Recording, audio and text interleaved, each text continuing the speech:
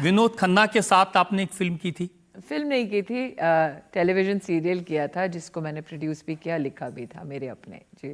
क्या अनुभव था विनोद खन्ना के साथ काम करने का?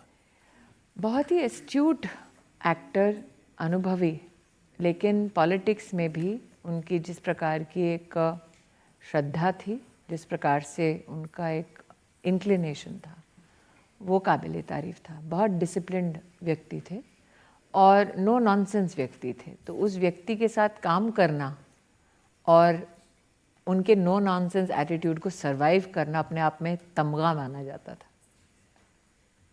बात सही है, वाकई में राजनीति में और फिल्म लाइन में बहुत कंट्रीब्यूशन विनोद खन्ना का रहा। विनोद खन्ना जी का रहा, हेमा जी का रहा, आज भी हेमा जी का कंट्रीब्यूशन है। शत्रु सर अब दूसरी तरफ हैं, लेकिन मेरे जीवन का पहला अवार्ड देने वालों में से एक शत्रुघ्न सिन्हा थे।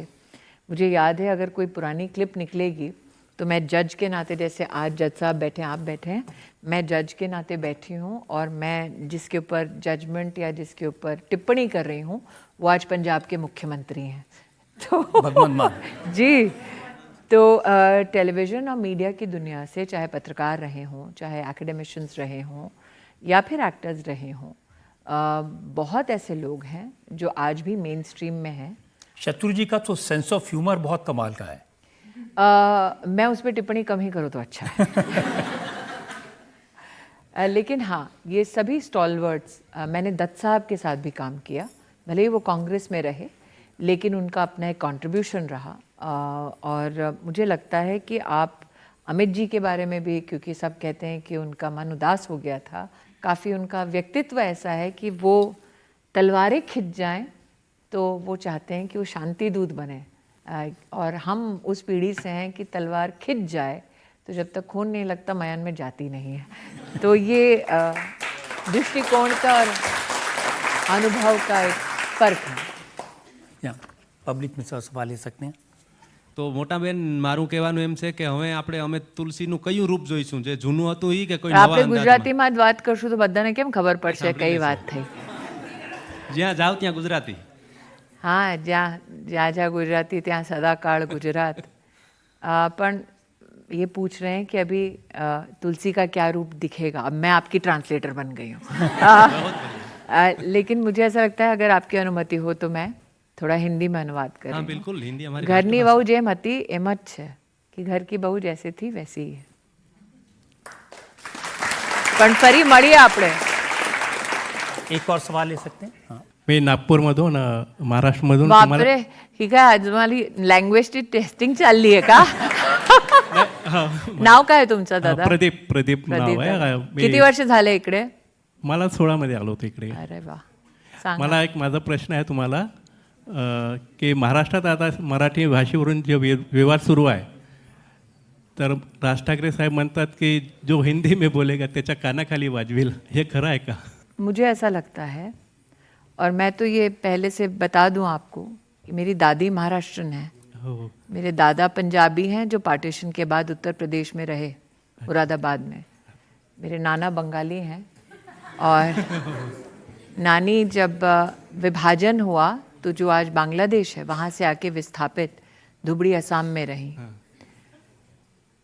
मुझे लगता है एक एक्टर ने ही बहुत अच्छी बात कही हाल फिलहाल में, कि भाषा संवाद का विषय है, संयम का विषय है, राष्ट्र के प्रति अभिमान का विषय है और राष्ट्र को अलग अलग धाराओं के माध्यम से एक सूत्र में बांधने का विषय है। जब विवाद का विषय बनता है तो उससे ठेस किसी एक समाज, एक वर्ग, एक जाति, उपजाति या एक प्रदेश को नहीं, पूरे देश को पड़ती है। अगर हम भारत को मातृभूमि कहते हैं तो आप माँ के हाथ को चोट पहुँचाओ या माथे को, दिल माँ का दुखता है। तो हम 16,000 डायलेक्ट्स में बात करते हैं, 125 कॉन्स्टिट्यूशनली हमारी रिकग्नाइज लैंग्वेज है, और हम आज भी प्रखरता से इसलिए आगे बढ़ रहे हैं क्योंकि हम सभी भाषाओं का सम्मान करते हैं।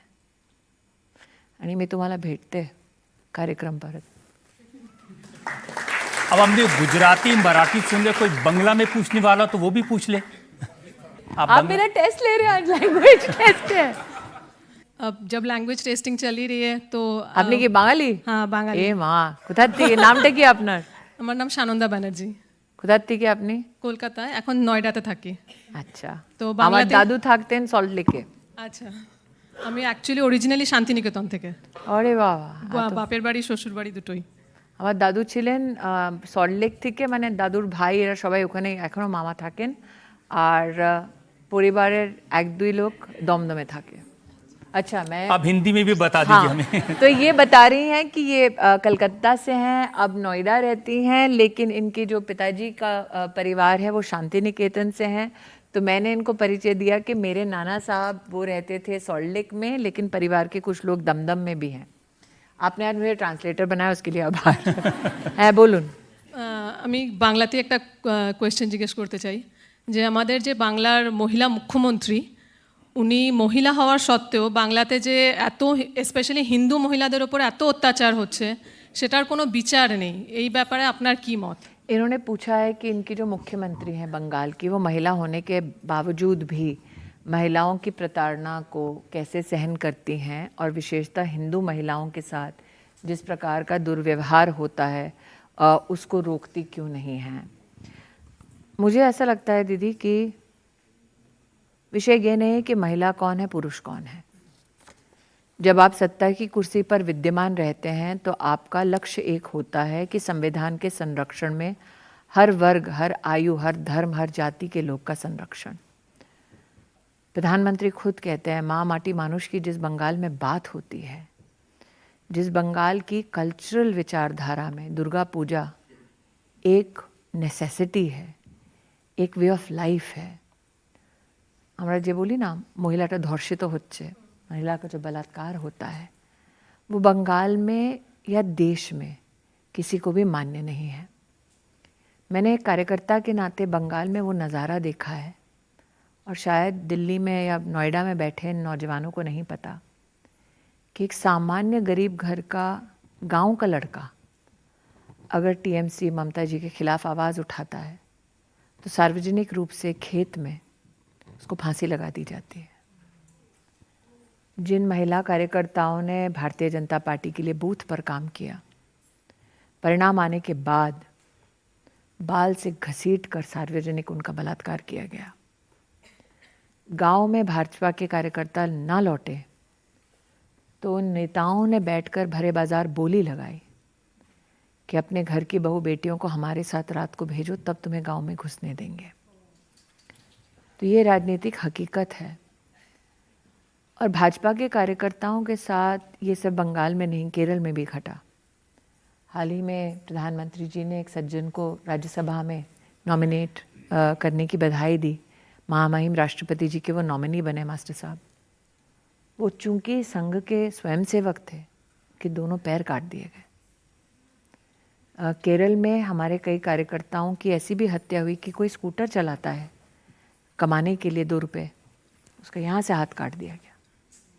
कमाएगा नहीं तो आवाज़ कैसे उठाएगा। मैंने 25 साल ऐसे कार्यकर्ताओं के साथ काम किया है।